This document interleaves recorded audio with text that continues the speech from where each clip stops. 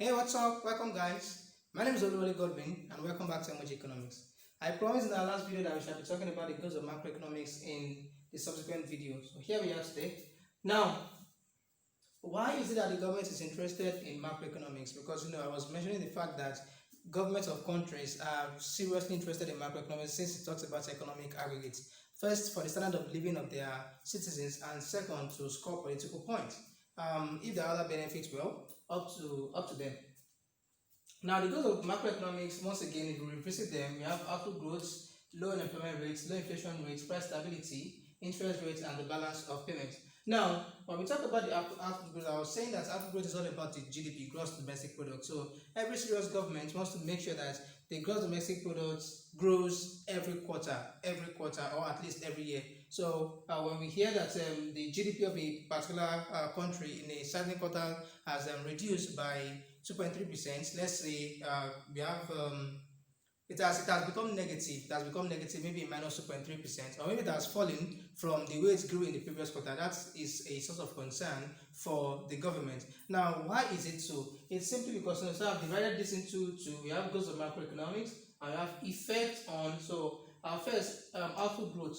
If the GDP should grow, okay, there is an effect that starts on tax revenue. So it simply means that firms are the ones that produce stuffs in a particular country. So the more they produce, the more the government can tax the things that they produce. So the more they produce, the more the taxable income that the government generates from it. So the more an economy produces, the more revenue that the government generates. And the biggest source of government revenue in any given country is simply the tax. All right. So the biggest source of government revenue is from tax. So as I said, if output of an economy should shrink, it's simply saying that the tax revenue that will be generated would also shrink. All right. Now, what effect does output growth have on unemployment? What effect does it have on unemployment? You see, human beings, we have factors of production that are used up in the production of things, okay, in the production of goods and services, land, labor, capital, and of course the person that combines everything. Now, labor is a very significant factor in all of these factors of production. So why is it that we are concerned with unemployment when we're talking about output growth? You see, the more an economy produces, the more it uses its factors of production, other things being equal. So the more an economy produces, the more laborers will get employed, okay, to produce those goods and services. So if there's an economic growth in a particular country, other things being equal, even if it stems from technology, at least one or two more persons is still going to get employed. So the more the GDP grows, the lower the unemployment rate is going to be. So if the GDP should start to fall, of course, you expect that more people will be pushed out of jobs and the unemployment rate is going to rise. So, and we know that what is unemployment rate? So, unemployment rate simply measures the number of people in the labor force that are willing and able to work but can't find jobs. And I don't know if you know the implications of having a lot of unemployed persons. You have criminal activities here and there, you have social unrest, and so on and so forth. Even you have families breaking down simply because maybe one of the parents or two of the parents can't find gainful unemployment. So you have the children being unable to go to school, and where public universities or public schools are available, maybe they don't get to feed well.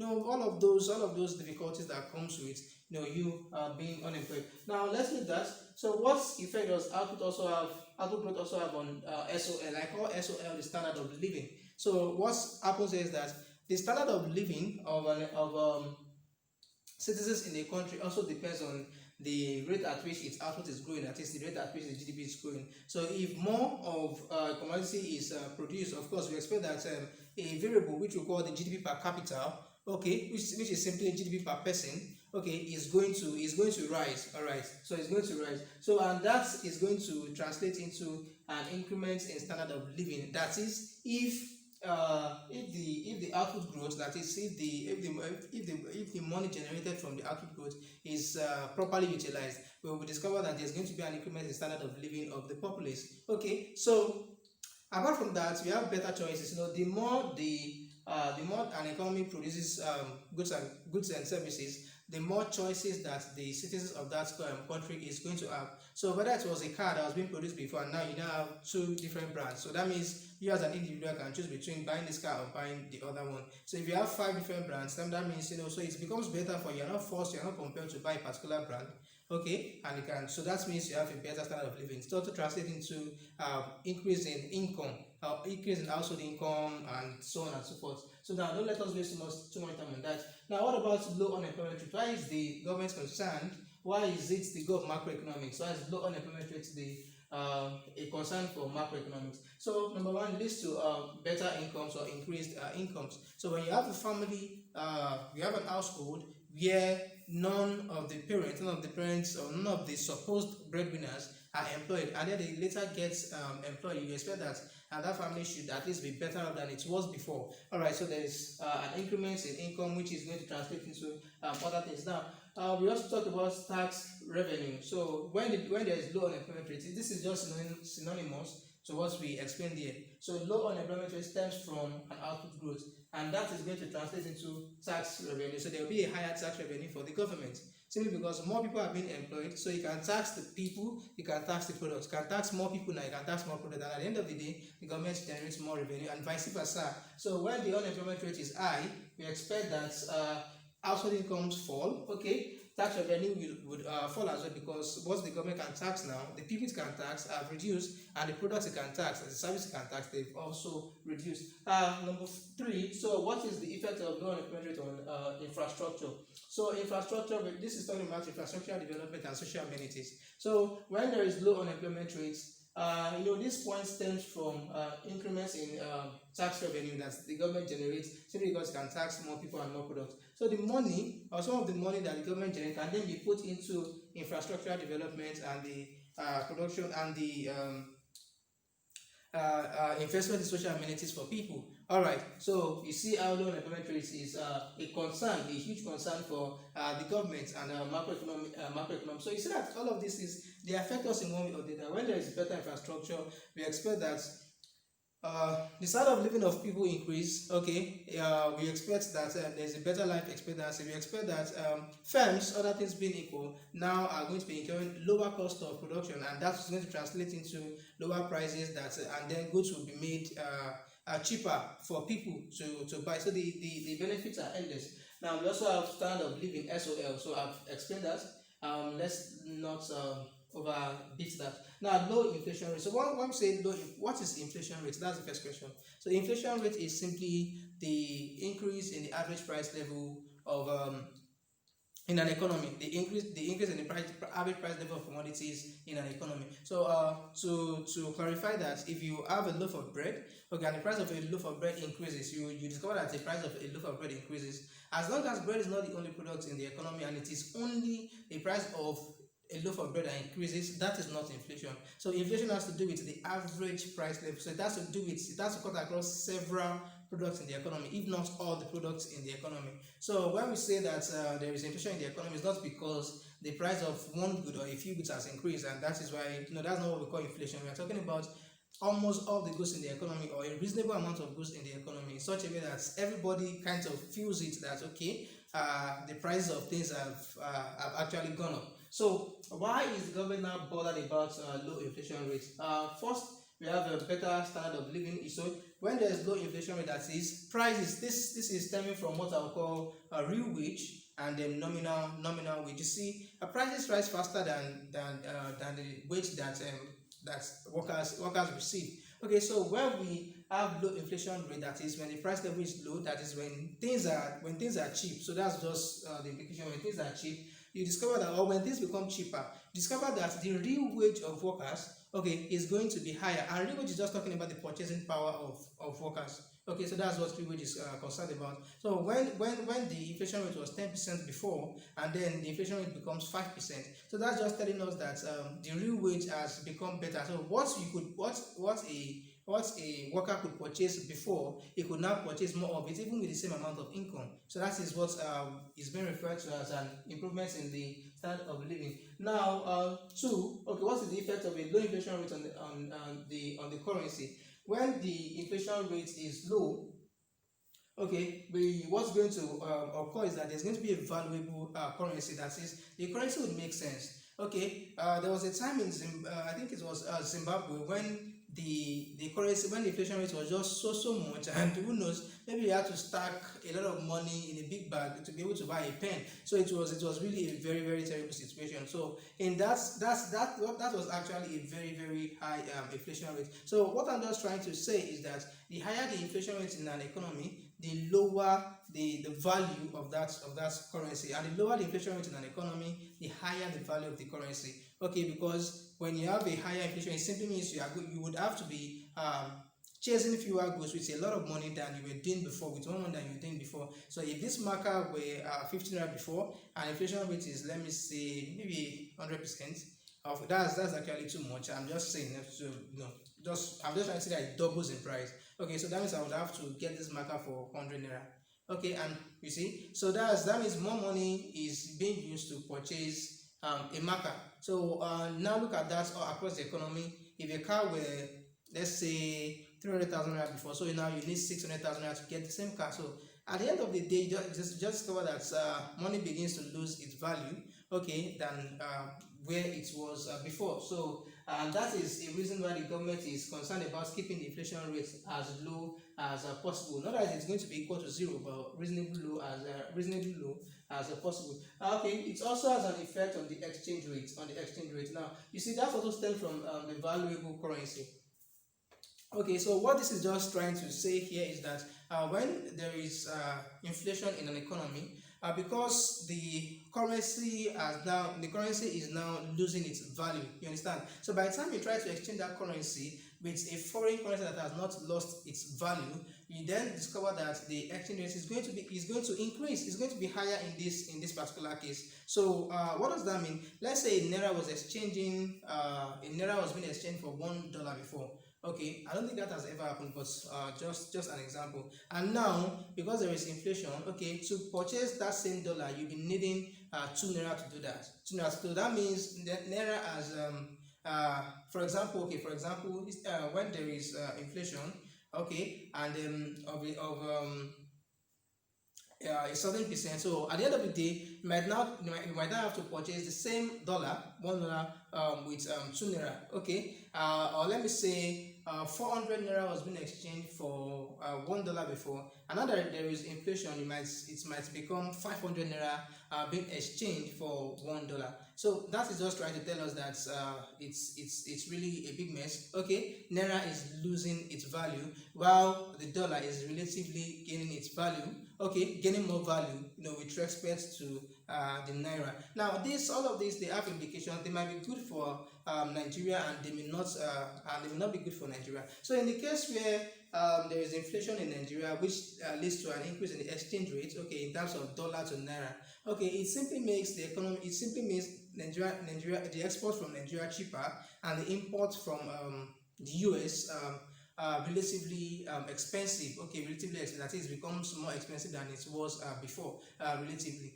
Okay, but that is going to be a benefit if Nigeria has something that it was selling, something around capital goods that it was selling, instead of selling just primary products and on and on in the foreign market. Now, it's also a big disadvantage to Nigeria, simply because many of its manufacturing industries import key raw materials from the US. Okay, so in the case where many of Nigerian manufacturing firms, in the case where they actually import raw materials from US, and those raw materials being capital goods, okay, it simply means the cost of production is going to be higher. It's going to be because the exchange rate has increased. Dollar is now more expensive. So now buying American product is going to be more expensive than it was before. But the stuff is just going to be a win-win scenario. If Nigeria had something capital that was selling something of a very high value, maybe computers, maybe tractors, high capital goods that is selling, and if Nigeria were just importing primary products. So in that particular scenario, inflation, the government may target a certain level of inflation just to just to help what is going on in the foreign markets, to stimulate exports, and also where Nigeria is selling capital goods, and then to also stimulate imports of raw materials, where the raw materials are actually primary goods. But stuff don't work like that in the world, basically, because you might start having retaliation from the US and other. But we are just trying to talk about an ideal scenario where these are just the only things we are considering, but other things are left equal. Okay, so that's about the exchange rate. Now, the fourth goal, which is price stability. So why will macroeconomics be concerned about price stability? Why will the government be concerned about price stability? So number one, so we have consumption and investment decisions. Okay, just consider yourself. You go into a market today. You want to buy, let me say, a tuber of yam. Okay, so today a tuber of yam is 200 naira. Then you go to the market tomorrow, or let me say you went to the market yesterday, a tuber of yam was 200 naira. Then you go to the market today, a tuber of yam is already 400 naira. Okay, then someone goes to the market maybe after a while, then a tuber of yam is already 1,000 naira. So it doesn't make any sense because it's not stable. Okay, and if that is happening to all of the products in the economy, or most of the products in the economy, it then becomes very, very difficult to make consumption plans. Okay, the same thing for investors. Okay, because investors make use of raw materials. So when the raw materials are just bouncing, when the price of raw materials are just bouncing from one point to another in an indiscriminate manner, it makes investment decisions poor to make. So you can't make projections, you can't make estimations, you can't make projections, and you can't make forecasts. It just becomes difficult. So you don't even know what is going to happen, whether the price the price of raw material that is being considered now is going to be higher or it's going to be lower. You don't just know, so it just keeps bouncing around everywhere like that. So because of that, and other reasons, the government is interested in price stability. You won't like a country where the price of its goods and services are not stable. Okay, then number 5, you have the interest rates. So this is also a significant concern of macroeconomics, which is also of the governments of countries. So now, what are the things that interest rates affect? So what is the effect of interest rates on investments? Of course, a significant factor that is being considered whenever investors want to go into a kind of investment is the interest rates on the loans that they are going to get. Okay, because basically all investors, or many investors, even these rich guys, these tech guys that we hear, they borrow money. Okay, and when they borrow money, there's this rate of return on the money that they borrow. So the lower the interest rates, other things being equal, the higher the loanable funds the loans that they are going to obtain from banks, and the higher the interest rates, the lower the loans that they are going to get from banks. Okay, so other things being equal. So now the implication of this is that when the interest rate is low, other things being equal, investors can get more funds from the bank. They can put that into the business. Okay, expand the business, grow a business, or start a business. So at the end of the day, when all of these things are happening, of course they will be needing laborers, factors and other factors of production. So that is going to lead to a reduction in unemployment rates, because more people are going to be employed, and from that we then have all of these effects, okay, that we explained when we're talking about low unemployment rate and so on and so forth. And when the interest rate is high, other things being equal, you see that you discover that investment falls, people get laid off, and those that are not laid off, they get their salaries slashed. It affects their standard of living, it affects their families, it affects those depending on them, and so on and so forth. So the government looks at these things, economics looks at these things, when talking about the interest rate. Now, the interest also has effect on savings. So because it's not just investment, it also has on savings. So the lower the interest rate, what is an incentive to businessmen is actually a disincentive to savers. Okay, because when the rate of return on the deposits that you are putting in the bank is low, what's the point of putting your money there? So let's say the interest rate was 10% before, okay, and now on deposits, and now the interest rate has reduced to, let me say, 3%. So now, what's the point of putting a 10,000 naira in the bank? So if you put a 10,000 naira in the bank, after some time it becomes 11,000 naira when the interest rate was 10%.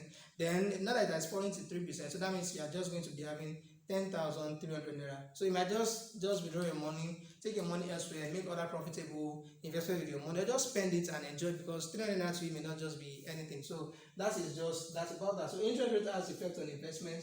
what's interest rates being an incentive to the investors is a disincentive to savers, and if interest rates were a disincentive to investors, it's going to be an incentive to savers, other things being equal. So what other impact does interest rates have on the economy? So it also has an effect on unemployment, because interest rates affect this. The lower the interest rate, the more the investments, other things being equal, and the more the investments, the lower the unemployment rate is going to be. And the lower the unemployment rate is going to be, the better the standard of living of the citizens would also be, other things being equal. And if the interest rates were higher, of course, just vice versa of the explanations, and then there you go about that. Okay, balance of payments, which happens to be the sixth on the list. So balance of payments is just kind of a balance sheet of all transactions that a country has with another country, or with other countries that it is trading with. Now you see, the balance of payments actually consists of three different parts. We have the current account, which measures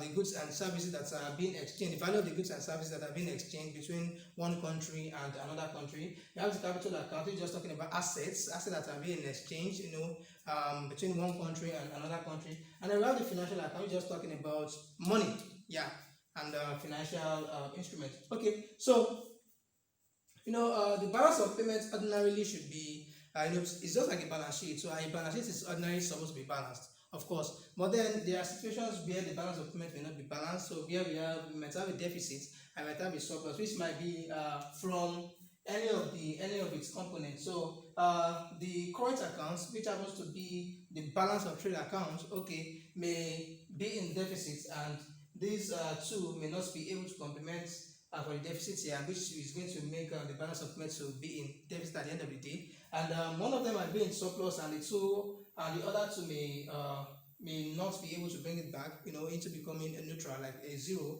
or they might just,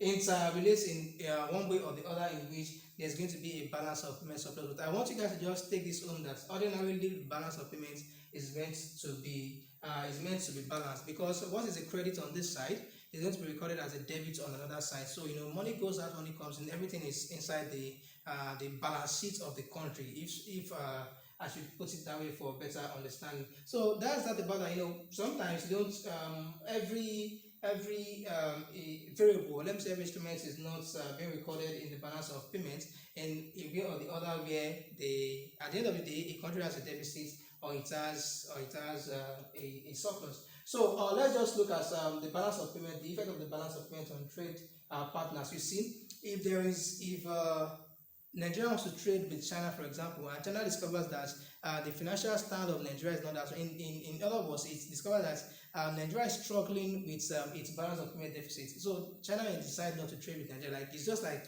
you don't have a lot of money, so it's just like that. So they may just look at Nigeria and say, you don't have a lot of money, so we would like to trade. We would like to trade with someone that has a surplus, okay, a balance of payment surplus, or someone that is in a better economic condition than your country currently is. So balance of payment has effect on who is going to trade with your country, okay, and it also has effect on policy formulation. So an example of that is, let's take the current account, where we talk about imports and exports. Okay, so the government will just look into the current account and discover that, okay, the country, that there's a current account deficit. In other words, there's a balance of trade deficit, and that simply means that the value of imports coming to the country is actually greater than the value of exports. So by the time you do the net, which is exports minus imports, you have a negative value. So that might make the government to look at policies that would policies such as maybe export promotion policies, or policies that would try to just make imports cheaper in one way or the other. So the balance of payment also helps the government to know what to do. Okay, you look at the capital accounts, okay, where to invest in, what to stop investing in, and so on and so forth. Policy formulation and implementation. So that's that about the video. If you have any question, do not hesitate to leave them in the comment section. Okay, we will attend to them as quickly as possible. Please click on the subscribe button, turn on notifications, share with your friends, okay, and wait for the next video. See you next time. Thank you very much.